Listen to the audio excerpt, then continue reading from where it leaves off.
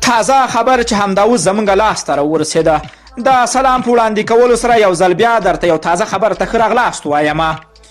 د عامه روغتیا وزیر فیروز الدین فیروز په کرونا وایرس اخته شوی ده.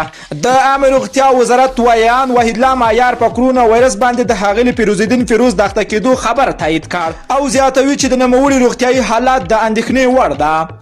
دا په داسې حال کې ده چې تر دې وړاندې د عامه روغتیا وزارت دا خبر نه و تایید کړی، خو اوس دا خبر تایید کړی چې فیروز الدین فیروز په کرونا وایرس ککړ شوی ده او ګڼو نور خبرانو ته هم دغه خبر د رسېدو امر کړی ده. کرونا کابو 2 میاشتې وړاندې افغانستان د ایران پول راواوښته او په هرات کې په لومړي ځل لسګونه کسان ونیول چې تر 2 میاشتې په تېرېدو سره د هېواد ګوټ ته ورسېده.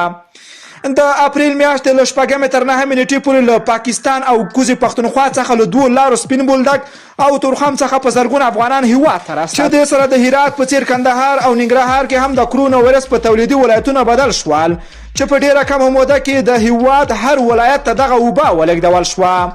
اوس مهال په ټول هېواد کې شاوخوا 3533 مثبت پیښې ثبت شوي دي چې له دې ډلې یوازې 101 یا په تېرو 24 ساعتونو کې ثبت شوي دي.